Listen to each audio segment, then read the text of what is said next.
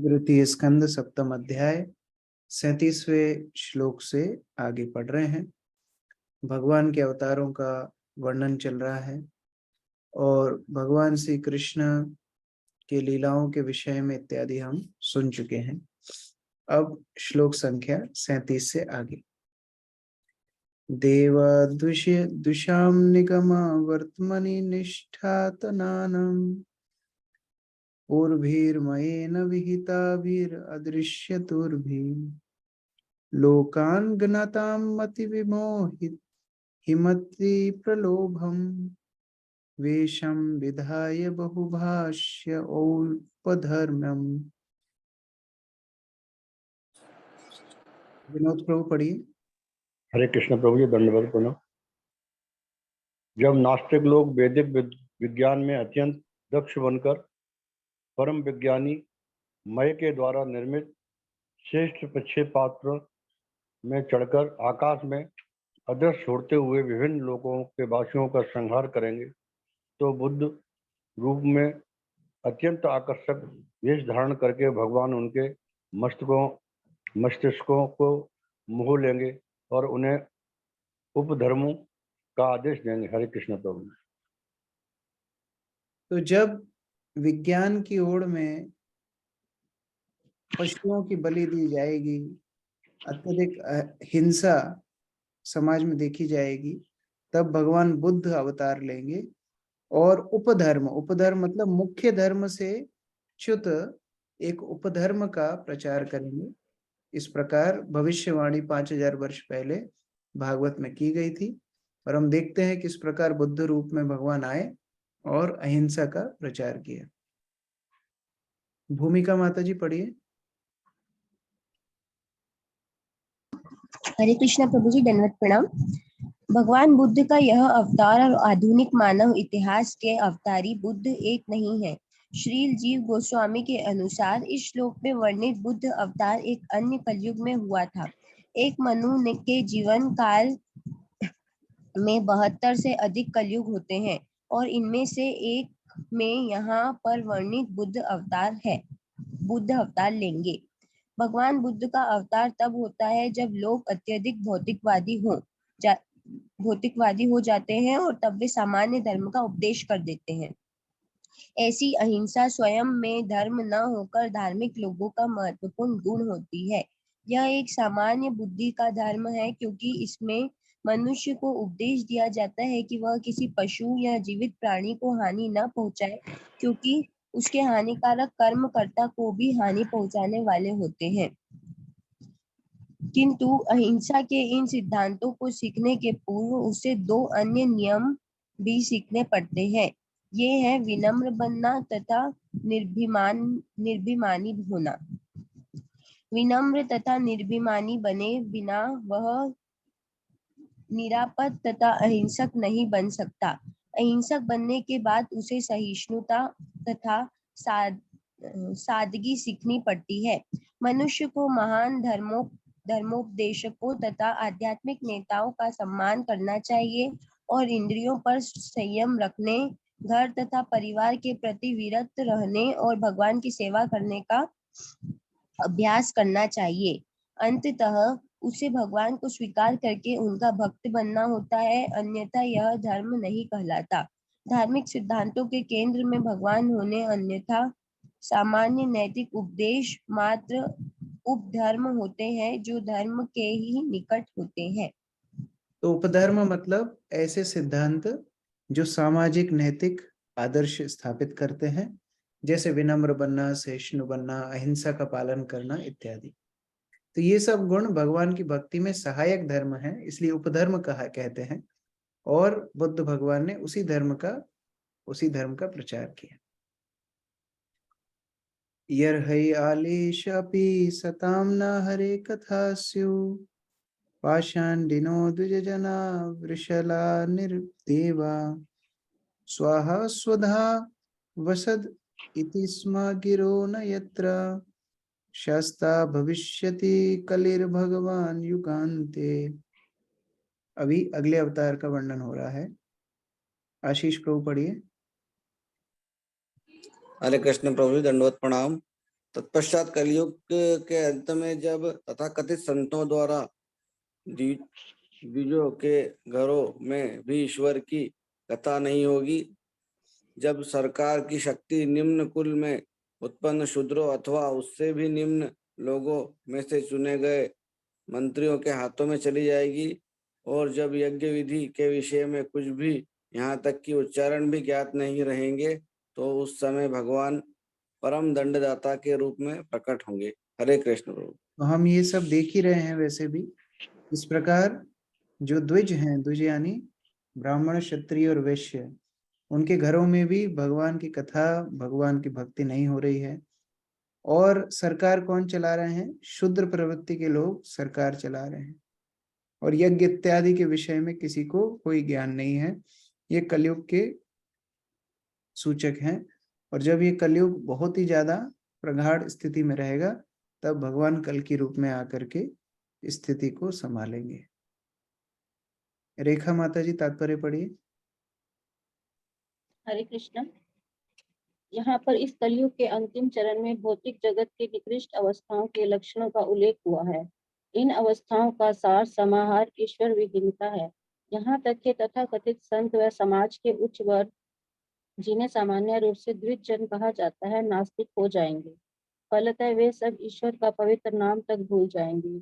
उनके कार्यकलाप की बात तो दूर रही, समाज के उच्च वर्ण अर्थात समाज के भाग्य विधायक ज्ञानी पुरुष, समाज में शांति तथा व्यवस्था के उत्तरदायी प्रशासक वर्ग तथा समाज की आर्थिक उन्नति के प्रदर्शक व्यवसायी वर्ग, इन सबों को परमेश्वर का पूर्ण ज्ञान होना चाहिए। उन्हें उनके नाम, गुण, लीला, पार्षद सामग्री, व्यक्तित्व आदि से परिचित होना चाहिए।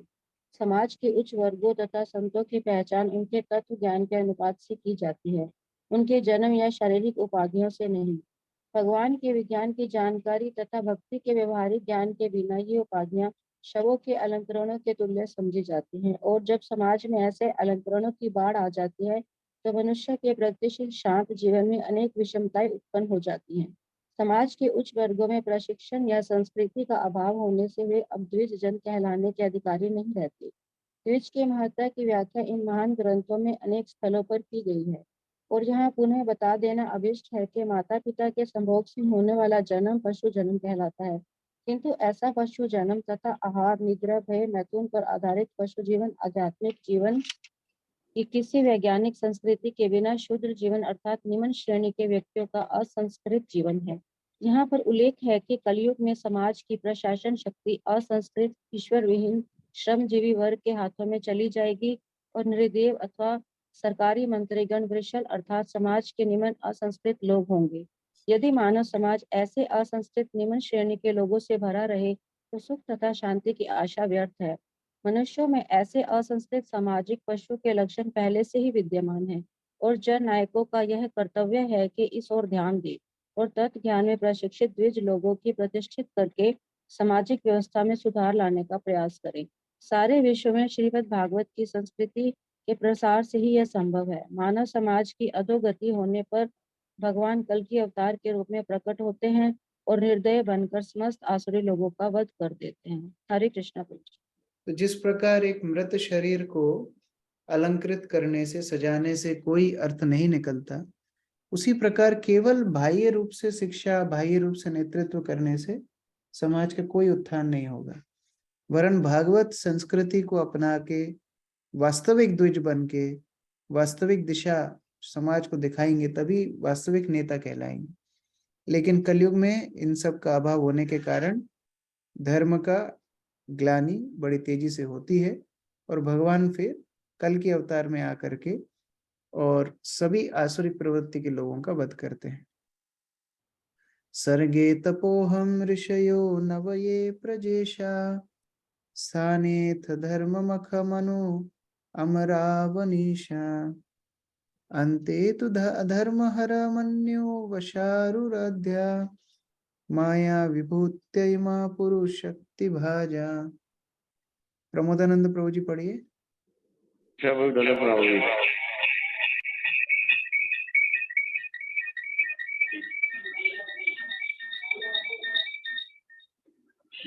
सृष्टि के प्रारंभ में तपस्या में ब्रह्मा तथा अन्य जन्म देने वाले ऋषि प्रजापति रहते हैं। फिर सृष्टि के पालन के समय पर भगवान विष्णु नियामक देवता तथा विभिन्न ग्रहों के राजा रहते हैं, किंतु अंत काल में अधर्म बचा रहता है और रहते हैं शिव जी तथा क्रोधी, नास्तिक इत्यादि। ये सब के सब परम शक्ति रूप भगवान शिव शक्ति के विभिन्न प्रतिनिधियों के रूप हैं। हरे कृष्ण। धन्यवाद। तो लीला अवतारों का वर्णन करने के बाद अब यहाँ 3 गुण अवतारों का वर्णन कर रहे हैं। किस प्रकार सृष्टि की शुरुआत में ब्रह्मा और प्रजापतियों से शुरू होती है, सृष्टि के पालन में भगवान विष्णु और सृष्टि का अंत करने में भगवान शिव और उनके संगी ये सृष्टि का विध्वंस करते हैं। तो इस प्रकार तीनों गुण अवतारों का वर्णन भी ब्रह्मा जी यहाँ कर रहे हैं। अर्चना माता जी पढ़िए तात्पर्य। हरे कृष्ण प्रभु जी, धन्यवाद प्रणाम। यह भौतिक जगत श्री भगवान की शक्ति से उत्पन्न हुआ है, जिसका प्राकट्य सृष्टि के प्रारंभ में प्रथम जीव ब्रह्मा की तपस्या से होता है। इसके पश्चात 9 प्रजापति आते हैं, जिन्हें महर्षि कहते हैं। जब सृष्टि के पालन की अवस्था आती है तो भगवान श्री विष्णु की भक्ति या यथार्थ धर्म विभिन्न देवता तथा विभिन्न ग्रहों के राजा प्रकट होते हैं, जो विश्व का भरण पोषण करते हैं। जब इस सृष्टि का अंत होने को होता है तो सर्वप्रथम अधर्म प्रकट होता है, फिर क्रोधी नास्तिकों के साथ साथ शिव रहते हैं, किंतु ये सब परमेश्वर के विभिन्न प्राकट्यों के अतिरिक्त और कुछ नहीं है। फलतः ब्रह्मा, विष्णु तथा महादेव भौतिक प्रकृति के विभिन्न गुणों के भिन्न भिन्न अवतार हैं। विष्णु सत्व गुण के, ब्रह्मा रजोगुण के तथा शिव तमोगुणी के स्वामी हैं।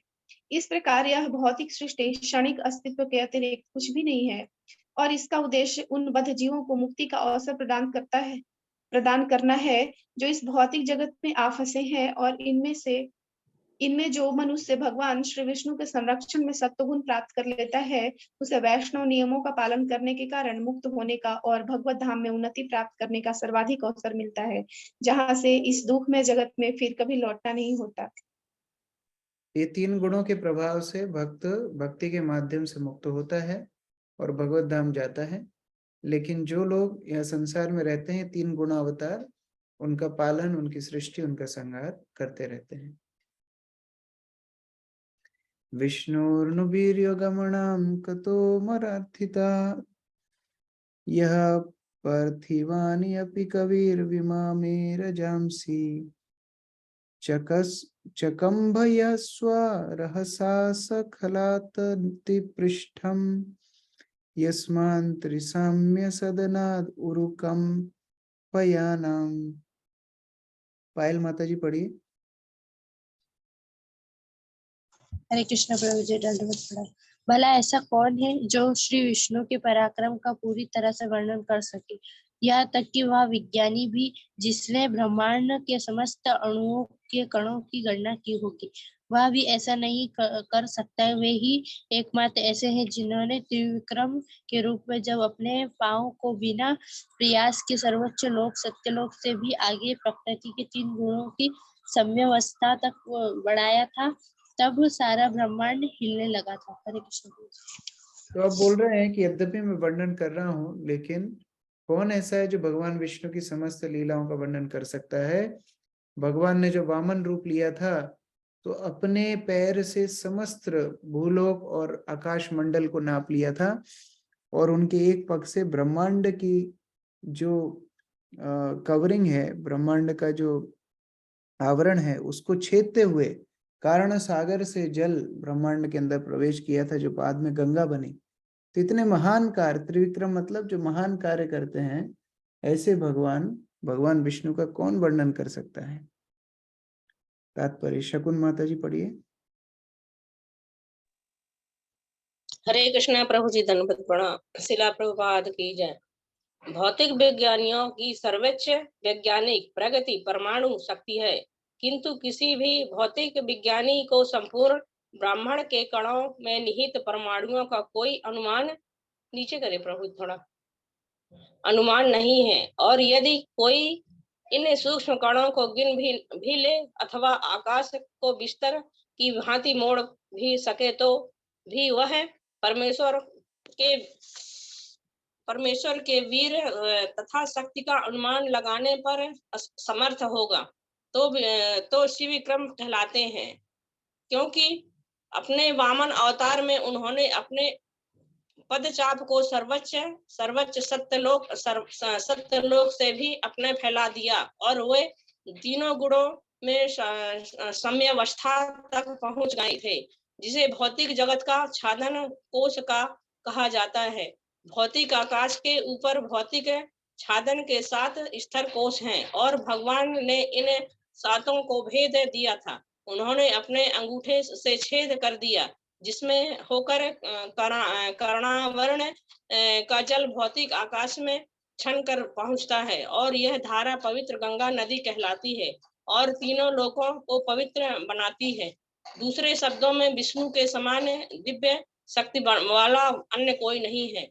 वही सर्वशक्तिमान है और ना तो कोई उनके समान है, ना उनसे बढ़कर है। हरे कृष्ण प्रभु जी। तो यहाँ पर बता रहे हैं कि कोई सारे अणु परमाणुओं को गिन ले, चाहे आकाश को मोड़ के अपनी चादर बना ले, लेकिन भगवान की कीर्ति को समझना, उसको व्याख्यान करना उससे भी ज्यादा कठिन है। नान्तं विदामि अहममि मुनयोग्रजास्ते माया बलस्य पुरुषस्य कुतो वराये गायन गुणान दशशतनान आदिदेव शेषो धुनोपि समवस्यति नास्य पारम। योगिता माता जी पढ़िए। हरे कृष्ण प्रभु जी, धन्यवाद प्रणाम। न तो मैं और न तुमसे पहले उत्पन्न हुए मुनिगण ही सर्वशक्तिमान भगवान को भली भांति जानते हैं, अतः जो हमारे बाद उत्पन्न हुए हैं वे उनके विषय में क्या जानेंगे। यहाँ तक कि भगवान के आदि अवतार शेष भी, जो अपने 1 सहस्त्र मुखों से भगवान के गुणों का वर्णन करते रहते हैं, ऐसा ज्ञान का अंत नहीं पा सके है। हरे कृष्ण। बोल रहे हैं कि मैं यानी ब्रह्मा, तुम नारद, तुमसे पहले उत्पन्न हुए ऋषिगण यानी चतुष्कुमार, ये सब भी भगवान को भलीभांति नहीं जान पाएंगे, तो बाद में जो लोग होंगे वो लोग क्या जानेंगे। और यहाँ तक कि भगवान के स्वयं के अवतार भगवान शेषनाग सहस्त्र मुखों से हमेशा भगवान का वर्णन करते रहते हैं, लेकिन उस अंत को नहीं पा पाते हैं। इसीलिए भगवान की कीर्ति को समझना गाना असंभव है। मुकुल प्रभु पढ़िए। हरे कृष्ण प्रभु, दंडवत प्रणाम। सर्वशक्तिमान भगवान की 3 मूल शक्तियां हैं, अंतरंगा, बहिरंगा तथा तटस्था, और इन तीनों शक्तियों के अंदर अनंत विस्तार है। अतः शक्तियों के विस्तार की गणना कर पाना किसी के लिए संभव नहीं है। यहाँ तक कि भगवान स्वयं शेष अवतार में इन शक्तियों का अनुमान नहीं लगा पाते, यद्यपि वे अपने सहस्त्र मुखों से इनका वर्णन करते रहते हैं। तो भगवान की अनंत शक्तियां हैं, उनमें से 3 प्रमुख हैं, बहिरंगा, अंतरंगा और तटस्थ। इन शक्तियों के भी अनेक विस्तार हैं, तो इन सब की गणना करना सामान्य जीव के लिए असंभव है। भगवान के स्वयं के अवतार शेषनाग के लिए भी यह पूर्ण करना मुश्किल है। येषां स एष भगवान दययेदनन्ता सर्वात्मनाश्रित पदो यदि निर्वयलीकन् ते दुस्तराम अतितरन्ति च देव माया नैषं ममाहम इति ध्येय स्वश्रृगाल भक्षे। सविता माता जी पढ़िए। हरे कृष्ण प्रभु जी, दंडवत प्रणाम। किंतु यदि भगवान की सेवा में निश्चल भाव से आत्मसमर्पण करने से परमेश्वर की किसी पर विशेष कृपा होती है, तो माया के दुर्लभ सागर को पार कर सकते हैं और भगवान को जान पाता है। किंतु जिसे अंत में कुत्तों तथा सियारों का भोजन बनाना है, ऐसे इस शरीर के प्रति जो आसक्त है, वो ऐसा नहीं कर सकते। हरे कृष्णा। केवल एक माध्यम से भगवान की कृपा को प्राप्त किया जा सकता है, वह है शुद्ध भक्ति। जब भक्त आत्मसमर्पण करता है तो ये भगवान की कीर्ति को समझ पाता है। गीता में भगवान बोलते हैं, भक्तोऽस्मि सखा चेति। हे अर्जुन, तुम मेरे भक्त हो, तुम मेरे सखा हो, इसलिए तुमको मेरा ज्ञान बता रहा हूँ।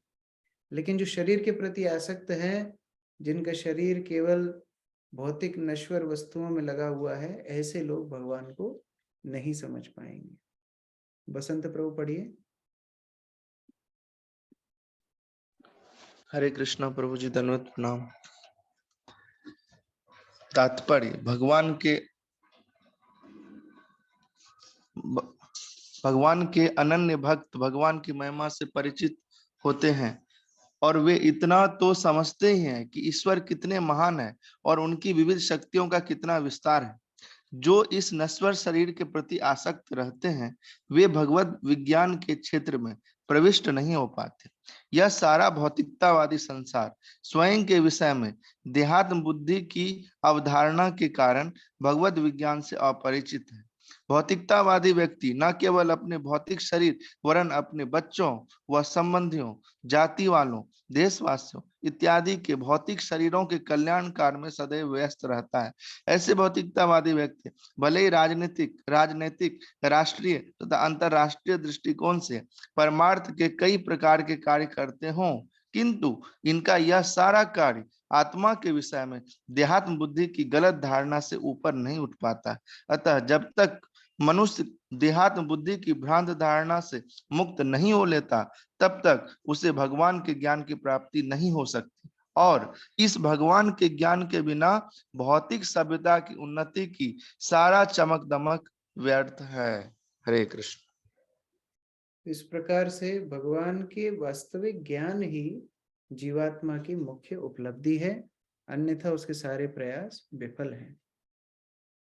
वेदाहमंग परमस्य हि योग मायां यूयं भवश्च भगवान् अथ दैत्यवर्य पत्नी मनोश्च स च मनुश्च तत् आत्मजश्च प्राचीन बर्हिर्कुबीर अंग ऊत ध्रुवश्च इक्ष्वाकु ऐलमुचुकुंद विदेह गादी राघवंबरीश सगरा गयनाहुषाद्या मंधातरालर्क सतंधव अनुरंति देवावृतो बलिर अमुरतरयो दिलीप सौभार्य उत्कंठ उतंक शिविदेवल पिप्पलादा सारस्वतोद्भव पराशर भूरिशेना ये अन्य विभीषण हनुमाद उपेंद्र दत्त पार्था स्थितेशेन विदुर श्रुत देव वर्य। तो ऐसा क्या किसी ने पहले भगवान को जान पाया है भक्ति के माध्यम से? तो उस प्रकार कुछ उदाहरण यहाँ पर दिए जा रहे हैं। सुमन माता जी पढ़िए।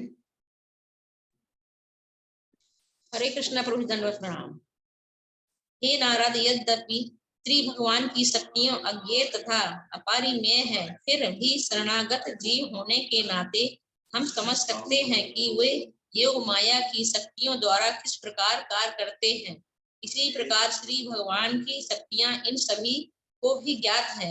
सर्वशक्तिमान शिव नास्तिक कुल के महान राजा प्रहलाद महाराज, स्वयंभू मनु उनकी पत्नी, शतरूपा उनके पुत्र तथा पुत्रियां यथा प्रियव्रत, उत्तानपाद, आकुति, देवहूति तथा प्रसूति, प्रचीन बहिन रसुभ, वेन के पिता अंग महाराज ध्रुव, इक्ष्वाकु, एल मुकुंद चंद महाराज जनक, गाधी रघु, अमरीश सगर, गण्य नाहुस, मानधाता अलर्क, सतधनु अनु, रंतिदेव, भीष्म, बलि, अमूर्तरय, दिलीप, सौहरि, तंग, शिवी, देवल, पिप्लाद, सारस्वत, उद्धव, पाराशर, भूरिश्रेण, विभीषण, हनुमान, श्री सुखदेव गोस्वामी, अर्जुन, अष्टश्रेण, विदुर, श्रुतदेव इत्यादि।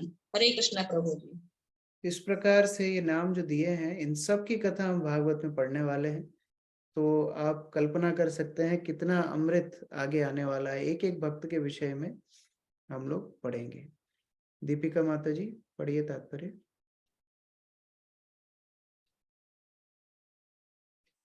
हरे कृष्ण प्रभु जी, दंडवत प्रणाम। तात्पर्य श्रील प्रभुपाद की जय। जैसा कि ऊपर कहा गया है, भूतकाल या वर्तमान काल में श्री भगवान के जितने भक्त हुए हैं तथा भविष्य में जितने भी भक्त होंगे, वे सभी श्री भगवान के विभिन्न शक्तियों के साथ साथ उनके नाम, गुण, लीला, पार्षदगण, व्यक्तित्व इत्यादि की शक्तियों से अवगत रहते हैं। वे उन्हें किस प्रकार जानते हैं? निश्चित ही ऐसा ना हो कि कल्पना से और न ज्ञानेंद्रियों की सीमित सहायता से होता है। ज्ञान की सीमित उपकरणों द्वारा हम अपनी आंखों के सामने प्रकट होने वाली श्री भगवान की भौतिक शक्तियों को भी ठीक से नहीं जान पाते। उदाहरणार्थ, वैज्ञानिकों की गणना से परे कोटि कोटि ग्रह विद्यमान है, किंतु ये केवल श्री भगवान की भौतिक शक्ति के ही प्राकट्य है। वैज्ञानिक ऐसी भौतिक प्रयासों द्वारा भला श्री भगवान की आध्यात्मिक शक्ति के विषय में जानने की क्या आशा कर सकता है? यदि तथा हो सकता है, जैसे दर्जनों मानसिक तर्क वितर्क से ज्ञान की प्रगति नहीं हो सकती। उल्टे ऐसे मानसिक तर्क वितर्क से ईश्वर के अस्तित्व न होना बताया जाएगा और निराशा ही हाथ लगेगी और बात आई गई कर दी जाएगी। अतः बुद्धिमान मनुष्य अपने छोटे से मस्तिष्क की सीमा से परे के विषयों के संबंध में तर्क वितर्क नहीं करता, अपितु वह परमेश्वर को आत्मसमर्पण करना सीखता है, क्योंकि वे ही उसे वास्तविक ज्ञान तक पहुंचा सकते हैं। उपनिषदों में स्पष्ट उल्लेख है कि मात्र कठिन श्रम करने तथा मस्तिष्क पर जोर लगाने से पूर्ण पुरुषोत्तम भगवान को कभी नहीं जाना जा सकता, न ही उन्हें कल्पना तथा शब्द जाल द्वारा जाना जा सकता है। ईश्वर को तो वही जान पाता है जो उनका शरणागत है। यहाँ पर जीवों में सर्वोच्च ब्रह्मा ने इस सत्य को स्वीकार किया है। अतः प्रयोगात्मक ज्ञान के व्यर्थ मार्ग का अनुसरण करने में शक्ति का अपव्यय करना छोड़ देना चाहिए।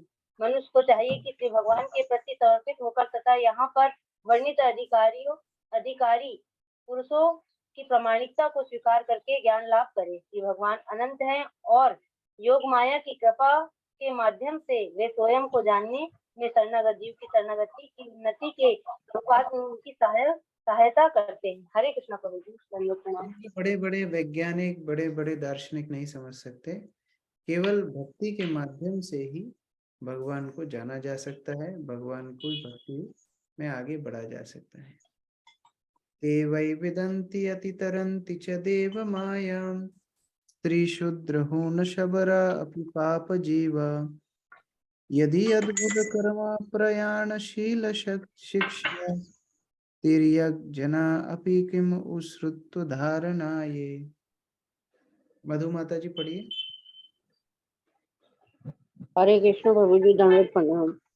पापी जीवन बिताने वाले समुदायों में से शरणागत लोग जैसे स्त्री शूद्र हूण पर्वतीय लोग तथा शबर साइबेरिया के निवासी, यहाँ तक कि पशु पक्षी भी भगवत विज्ञान के विषय में जान सकते हैं। वे श्री भगवान की शुद्ध भक्तों की शरण में जाकर तथा भक्ति पथ पर उनके पद चिन्हों का अनुसरण करके माया के चुंगल से छूट जाते हैं। हरे कृष्णा। धन्यवाद जी बोल रहे हैं, इनकी तो बात छोड़ दीजिए, जिनके नाम लिए तो महान भक्त थे। अगर कोई पाप योनि में भी है, शूद्र भी है, हुण भी है, शबर भी है, स्त्री, कोई भी हो, सब ही भगवान को शरणागत होकर के भगवान की शुद्ध भक्ति के पथ पर आगे जा सकते हैं और माया के बंधन से छूट जाएंगे। लेकिन स्वयं के प्रयास से कितने ही बड़े होंगे, छूट नहीं पाएंगे। तात्पर्य सुनीता माता जी पढ़िए। हरे कृष्णा प्रभु जी, दंडवत प्रणाम। तात्पर्य, कभी कभी प्रश्न पूछा जाता है कि भगवान की शरण में किस प्रकार जाया जाए। भगवत गीता 18.66 में भगवान ने अर्जुन से कहा कि वह उनकी शरण में आए। अतः जो लोग ऐसा नहीं करना चाहते वे प्रश्न करते हैं कि ईश्वर है कहाँ जिसकी शरण में वे जाए। ऐसे प्रश्नों का यहाँ उपयुक्त उत्तर दिया गया है। श्री भगवान भले ही आंखों के समक्ष उपस्थित न हो, किंतु यदि कोई सच्चे दिल से मार्गदर्शन का इच्छुक है तो भगवान के कोई प्रामाणिक व्यक्ति भेज सकता है जो उसे भगवान के धाम का ठीक रास्ता बता सके। आत्म साक्षात्कार के पथ पर अग्रसर होने के लिए किसी भौतिक योग्यता की आवश्यकता नहीं होती। भौतिक जगत में यदि कोई किसी विशेष सेवा नौकरी को अपनाता है तो उसके पास इसके लिए विशेष योग्यता भी होनी चाहिए। इसके बिना मनुष्य नौकरी के लिए अयोग्य रहता है, किंतु भगवत भक्ति के लिए जिस एकमात्र योग्यता की आवश्यकता है वह है समर्पण में शरण में जाना। यह समर्पण अपने हाथ की बात है। यदि मनुष्य चाहे तो तुरंत समर्पण कर दे और उसी समय से उसका आध्यात्मिक जीवन प्रारंभ हो जाता है। ईश्वर की प्रामाणिक प्रतिनिधि ईश्वर के ही समान श्रेष्ठ है। अथवा दूसरे शब्दों में ईश्वर का प्रेमी प्रतिनिधि अधिक दयालु और अधिक सरलता से प्राप्य है। पापात्मा भगवान के पास से सीधे नहीं पहुंच पाता, किंतु ऐसा पापी मनुष्य भगवत भक्त के पास सरलता से पहुंचता है। यदि कोई ऐसे भगवत भक्त के दर्शन मार्गदर्शन में चलना स्वीकार कर ले तो उसे तत्व ज्ञान प्राप्त हो सकता है। वह भी दिव्य शुद्ध भगवत भक्त बन सकता है और मुक्त होकर भगवान के धाम को लौट सकता है, जहाँ नित्य सुख प्राप्त है। अतः इच्छुक व्यक्ति के लिए तत्व ज्ञान की प्राप्ति तथा संसार के अनावश्यक संघर्ष के मुक्ति तनिक भी कठिन नहीं है। हाँ, उनके लिए यह अवश्य कठिन है जो शरणागत नहीं है, मात्र व्यर्थ के कल्पनाकारी है। हरे कृष्णा प्रभु जी। धन्यवाद। पापी व्यक्ति हैं, वो हो सकता है भगवान की भक्ति में संलग्न ना हो। जैसा गीता में भगवान ने बोला है, सुकृतिवान व्यक्ति उनकी सेवा में जाते हैं, दुष्कृति नहीं जाते हैं। दुष्कृति मतलब जो पाप कृत्य करते हैं। लेकिन भक्तों का प्रभाव इतना बड़ा है, अगर ऐसे पाप कृति व्यक्ति की संगति में आ जाए, भक्तों की संगति में आकर के वो पूर्ण रूप से पवित्र हो जाते हैं और भक्तों की संगति में कृष्ण भक्ति लाभ करते हैं। तो इस प्रकार कृष्ण भक्ति सभी के लिए सुगम रूप से उपलब्ध रहती है और भक्ति में आगे बढ़ने के लिए एकमात्र समर्पण के माध्यम से भक्त भगवान को जान पाते हैं। हरे कृष्ण। ग्रंथराज श्रीमद् भागवतम की जय। श्रील प्रभुपाद की जय।